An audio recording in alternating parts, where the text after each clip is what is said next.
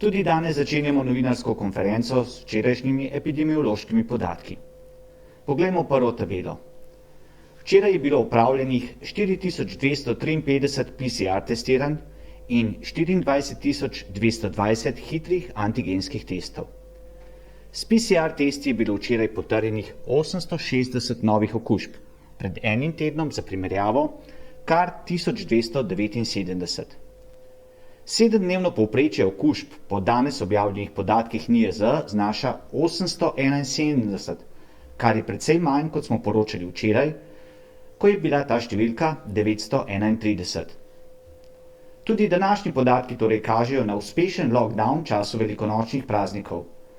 Še enkrat zahvala vsem, ki ste se držali in se držite ukrepov za preprečevanje širjenja epidemije. Na naslednjih dveh grafih so prikazani podatki o incidenci. 14 in 7-dnevna incidenca še vedno ostajata visoki. Na grafu, ki prikazuje 14-dnevno incidenco po statističnih regijah, imata najvišji incidenci Primorsko-Notranjska regija 795 in Savinjska regija 770. Najnižji incidenci pa sta v Posavski regiji 484 in Obalno-Kraški regiji 396. Na naslednjem grafu vidite podatke o 7-dnevni incidenci po regijah. Na nivoju države to znaša 290, včeraj je znašala 310. Še tabela o stanju v bolnišnicah. V bolnišnicah se danes zdravi 639 pacientov, kar je kar 15 več kot včeraj. Na intenzivni terapiji pa se danes zdravi 152 pacientov, kar je za 2 več kot včeraj. Tudi včeraj smo žal zabeležili smrti. Umrlo je 5 oseb. Kot sem omenil že na začetku novinarske konference, je naša današnja gostja magistra Vesna Kerstin Petrič, generalna direktorica Direktorata za javno zdravje na Ministrstvu za zdravje. Predstavila bo nacionalno strategijo cepljenja proti COVID-19, verzijo 5, ki jo je vlada sprejela na sinočnji dopisni seji in ki vključuje tudi cepljenje maturantov. Gospa Kerstin Petrič, izvolite.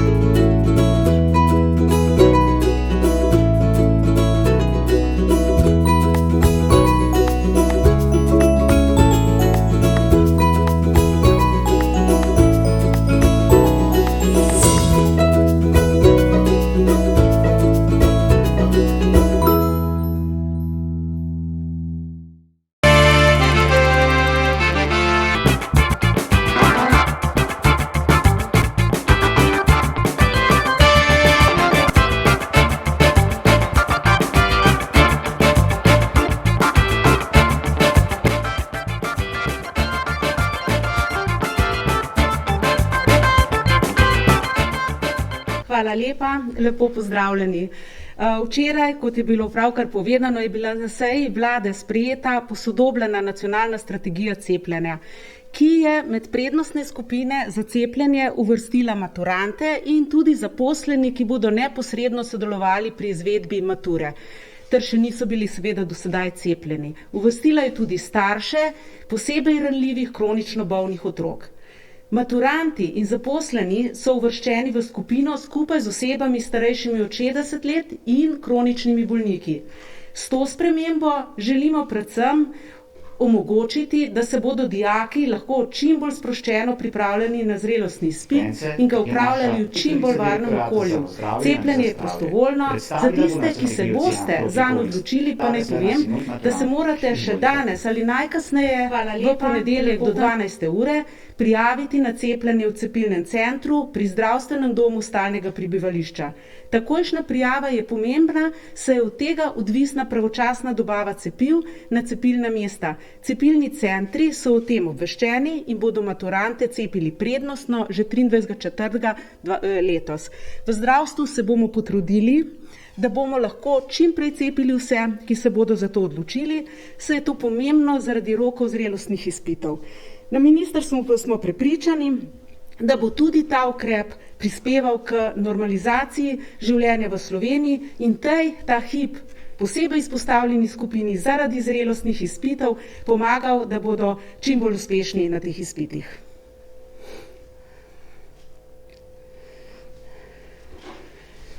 Še vedno seveda je pomembno, da se držimo tudi vseh navodil, velja tudi za maturante in za vse tiste, ki greste na te preizkuse, da boste seveda še naprej uporabljali masko, kot je bilo prej prikazano, da boste upoštevali razdaljo, da boste seveda čim več zračili prostore, v katerem ste se udeležili cepljenja, kot bo na voljo in seveda omejili čas druženja, predvsem v zaprtih prostorih, na tiste, s katerimi se že itak družite oziroma za čim krajši čas.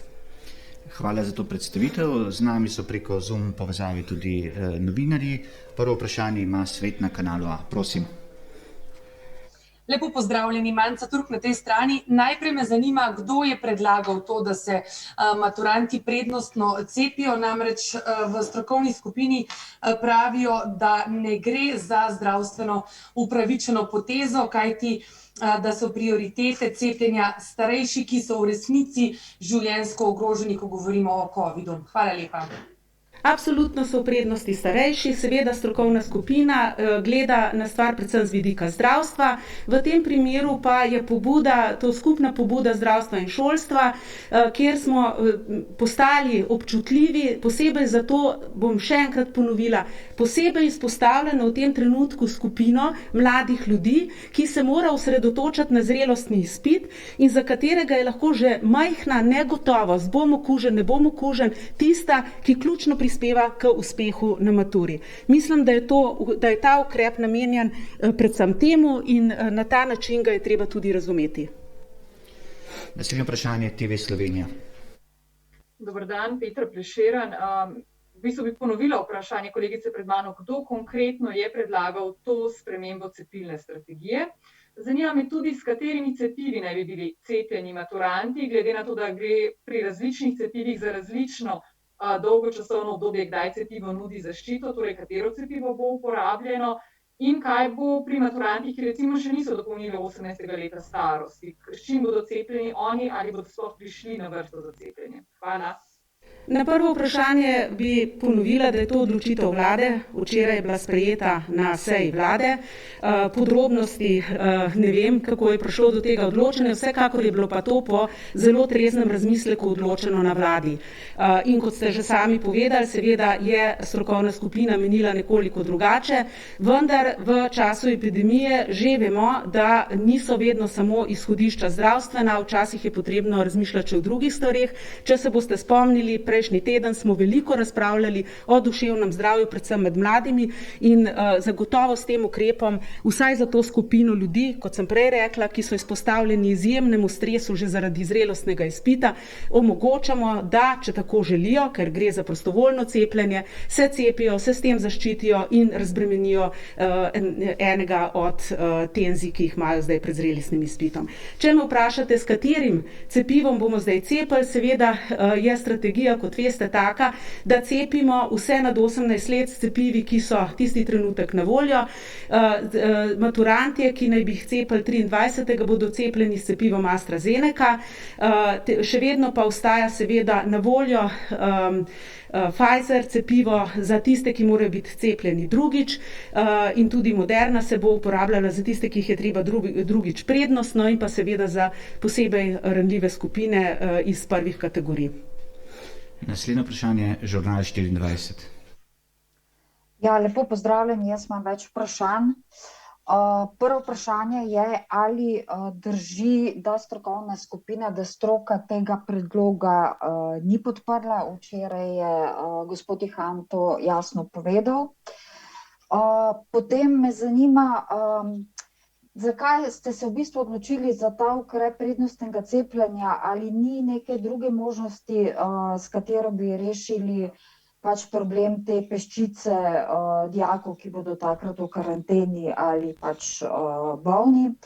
In kakšne bodo zdravstvene posledice za ogrožene, ki jim bo to prednostno cepljenje odreklo možnost prednostnega cepljenja? Hvala lepa. Zdaj na prvo vprašanje mislim, da sem že odgovorila in bi še enkrat ponovila. Prav je, da se medicinska stroka odloča po medicinskih kriterijih. Seveda pa to niso edini kriteriji. Strokovna skupina se je odločila tako, kot se je odločila in odločila se je na podlagi kriterijev, ki izhajajo iz zdravstva. Vlada pa se je odločila nekoliko drugače iz razloga, ki sem ga že povedala. Zdaj drugo vprašanje je bilo za cepiva. Cepiva seveda se trudimo, da bi bila na voljo cepiva za vse skupine in da bi s cepljenjem čim hitreje nadaljevali in pocepili čim večji delež prebivalstva. Ta skupina, ki bo tukaj cepljena, ne predstavlja pomembne skupine, čeprav je relativno velika, gre približno za 18 000 in nekaj ljudi, pa vendarle to ne predstavlja skupine, ki bi drugim skupinam onemogočala, da bi se pravočasno in ustrezno cepile. Naslednje vprašanje ima 24 ur. Dober dan. Zanima me, ali če bo to cepljenje izvedeno prihodnji teden. Najprej, ali bo to en rok, ko se bodo cepili vsi in je potem to, ali se bodo lahko naknadno odločali za cepljenje. Kaj bo to pomenilo za začetek mature? Ali torej drži, da se razmišlja o tem, da se esej premakne na kasnejši datum? Pa zanima me, kaj je pa samo testiranje. Zdaj so testi v Sloveniji, se torej prihodnji teden začne, kdaj se začne, če že lahko tudi o tem poveste, kakšen konkreten dan. Povedala sem že, da bomo s cepljenjem začeli in upamo, da se bo čim več dijakov prijavilo že za 23. ta mesec, to je naslednji teden, in da bomo čim več dijakov tudi pocepili že takrat, in sicer je to navezano na to, kdaj se začne matura. Ker najprej treba vedeti, da se moraš cepiti prvič, potem se moraš cepiti drugič in potem za res učinkovito zaščito je potrebno počakati še 14 dni. In tukaj lovimo te roke za maturo. Zdaj, vprašanje je bilo še, to sem pa zdaj zgrešila, prosim, če mi ponovite še drugi del vprašanja. Torej, ali bodo imeli več možnosti, da se odločijo, so predvideni še kakšni drugi termini poleg tega 23.4. In ali se matura torej lahko prestavi na kasnejši datum, pa zanima me še, da to samo testiranje s hitrimi testi pri pouku, kdaj se bo začelo, glede na to, da testi že so v Sloveniji. Mature, na to seveda razumete, prihajam iz zdravstva, odgovor boste morali poiskati na šolstvu, tega ne morem odgovoriti. Cepljenje bo seveda potekalo od tu dalje, pa še enkrat ponavljam, res pomembno je, da se do ponedeljka ljudje čim prej prijavijo, zato da bodo lovili te roke, da bodo dejansko zaščiteni čim prej in kot taki šli na maturo. Seveda, cepili se bodo pa lahko tudi kasneje, uvrščeni so zdaj v to prednostno skupino in ni razloga, zakaj jih ne bi kasneje cepili. Na vprašanje o testiranjih lahko povem toliko, da smo pripravili smo ta filmček, ki je bil že tudi predstavljen danes, imamo vsa navodila in se dogovarjamo s šolstvom, kako takrat, ko bodo na voljo te testi, tudi dejansko čim prej začnemo z testiranjem v šolah, seveda pa ne pred zaključkom počitnic. Naslednje vprašanje, še pod vprašanje TV Slovenija. Mene še zanima, prej sem že vprašala, kaj bo s tistimi maturanti, ki še niso dopolnili 18 let. Zanima pa me tudi, ali se Slovenija dogovarja z Rusijo za nakup cepiva Sputnik, torej mimo teh pogodb, ki so bile sklenjene preko Evropske unije, in kako daleč je Slovenija v teh pogovorih. Hvala. Lahko odgovorim, da na to slednje vprašanje je že v strategiji je Sputnik uvrščen med odobrena in kandidatna cepiva. O dogovorih, kdaj točno bo pa Sputnik na voljo v Sloveniji, ne morem zdaj le nič konkretnega povedati. Vprašanje prvo pa, kaj bo z dijaki, ki so mlajši od 18 let, tukaj gre res za izjeme, če malo zračunate, kdaj opravljamo maturitetne in zrelostne izpite. V teh primerih seveda velja strokovno navodilo, da se uporabi tisto cepivo, ki je za njih primerno, in AstraZeneca, vemo, je nad 18 let, torej pride v poštev v tem primeru na primer Pfizer. Vprašanje še Svet na Kanal 2. Ja, mene zanima še, kakšen smisel ima to cepljenje za AstraZeneca 23.4., glede na to, da je prvi maturitetni izpit, torej esej, če se ne motim, že 4.5. Torej v tem času, ne vem, stroka pravi, da ljudje ne razvijamo še dovolj protiteles, in zato tudi potem vprašanje, kdaj potem matura bo.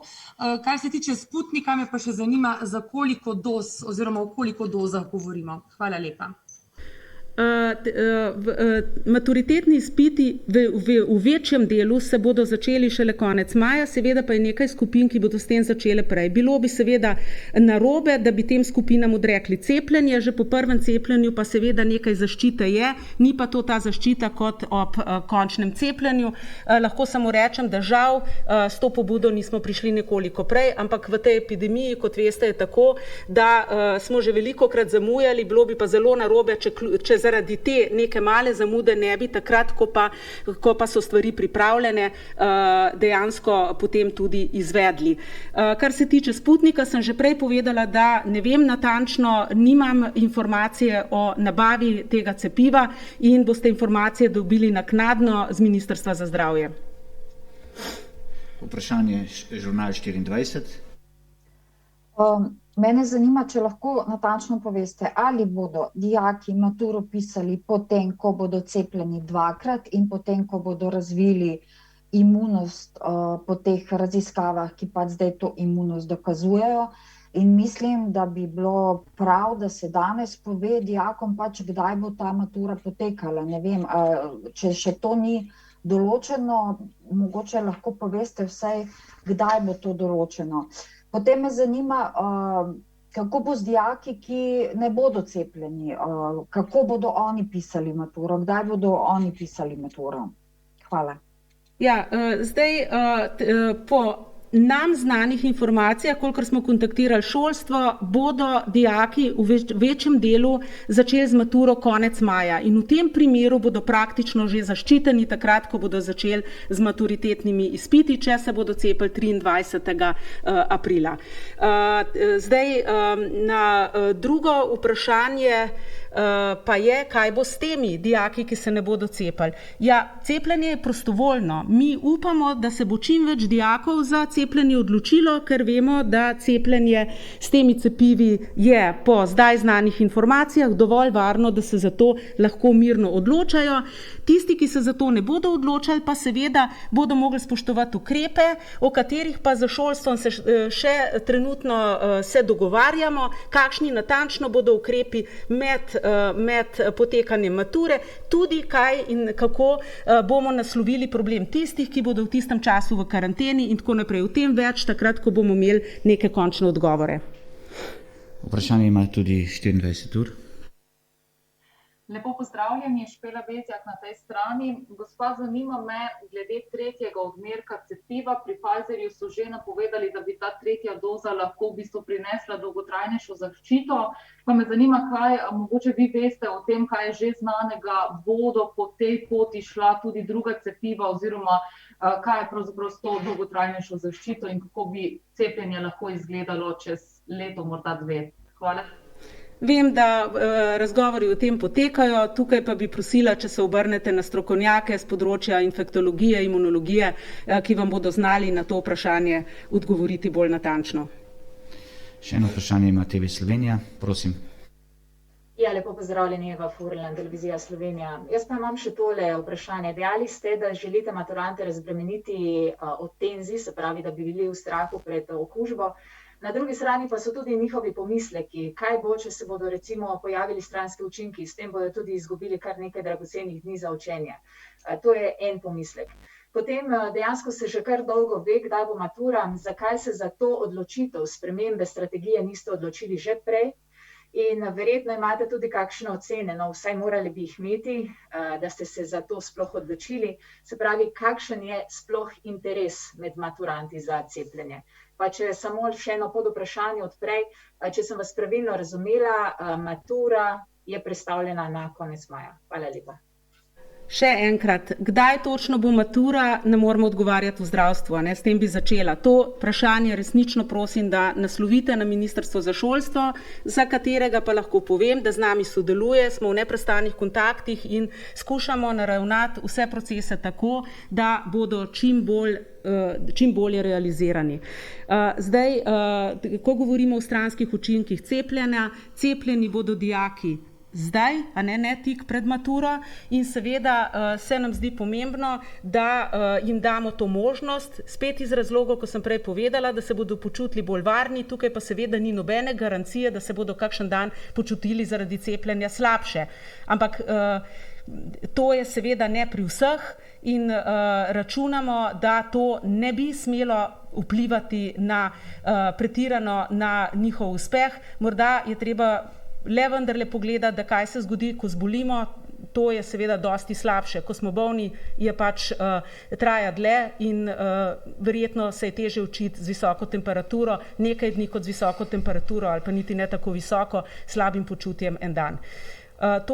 Potem je bilo še eno vprašanje.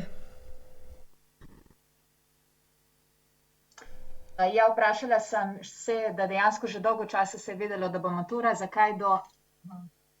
Vam že odgovorila, ne?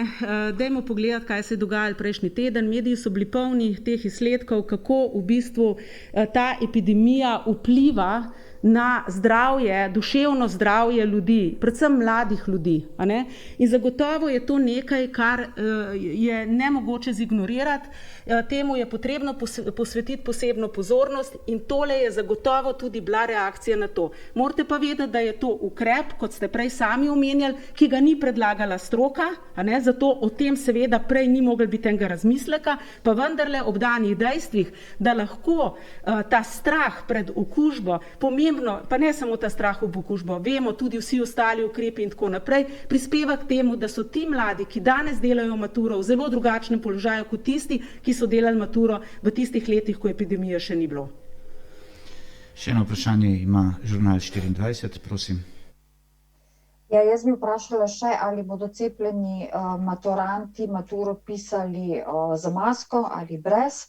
In zanima me, ali bo starostna skupina 50 do 60 let pri cepljenju zdaj neka prednostna kategorija ali še vedno velja, da bodo cepljeni po vrstnem redu. Hvala lepa.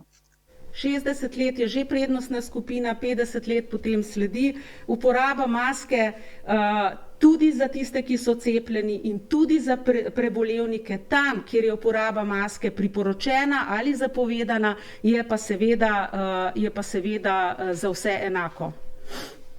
Še eno vprašanje ima tudi Svet na kanalu A, prosim. Ja, zanima me, prej ste omenjali ukrepe med pisanjem mature, ali bodo, ne vem, cepljeni in necepljeni nekako ločeni, ali ne vem, necepljeni ne bodo smeli pisati mature v šoli, ne vem, ne znam si predstavljati. In še, kdo konkretno je predlagal ta predlog? Rekli ste, da ga je sprejela vlada, ampak kdo ga je predlagal? Je to Ministrstvo za zdravje, Ministrstvo za šolstvo, kdo? Hvala lepa. Že prej sem povedala, da gre za ukrep, v katerem smo se dogovarjali skupaj Ministrstvo za zdravje in Ministrstvo za šolstvo. Za kakšne večje podrobnosti boste morali vprašati koga drugega. To, kar je pa bilo prvo vprašanje, to sem zdaj že 3-krat povedala, tako da mi je že ne vem kolikrat moram še to odgovoriti, ne?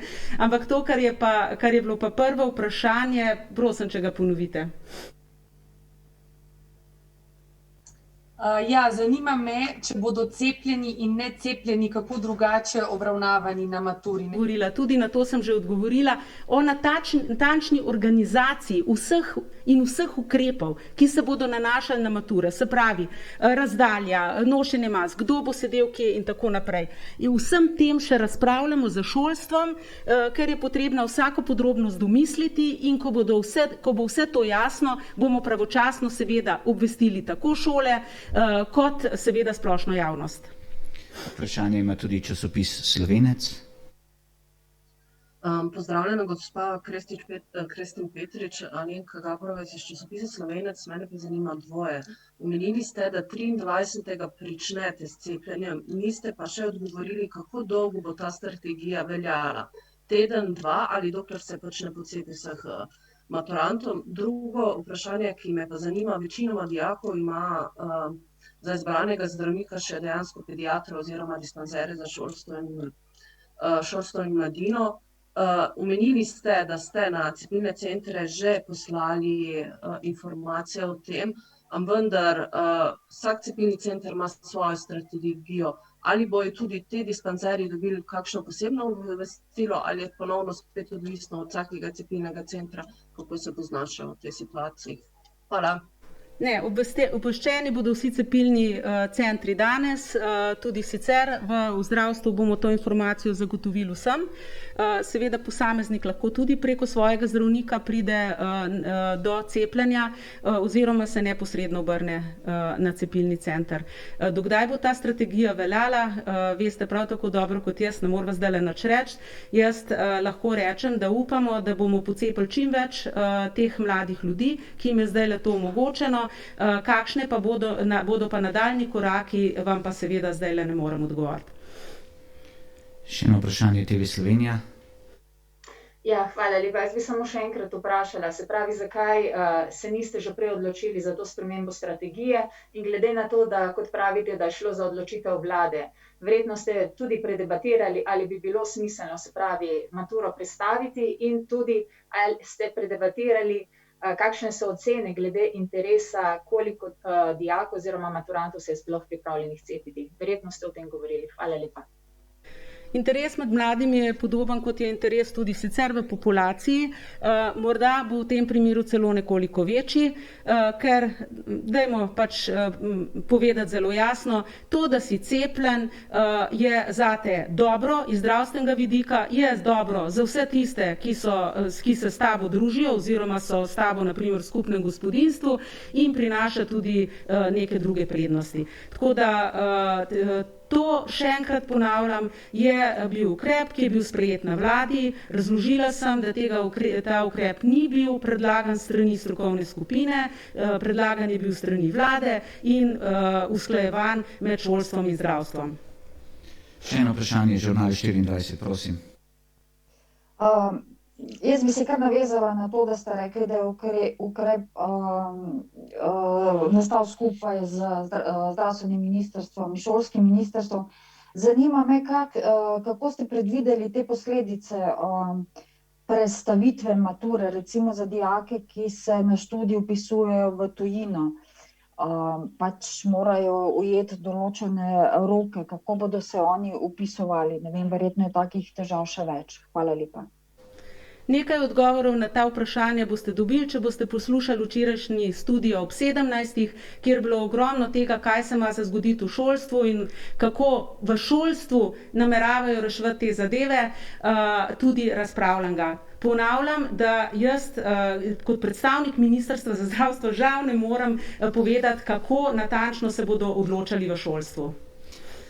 Hvala, s tem so bila izčrpana vsa vprašanja. Hvala za predstavitev in tudi odgovore na vprašanja.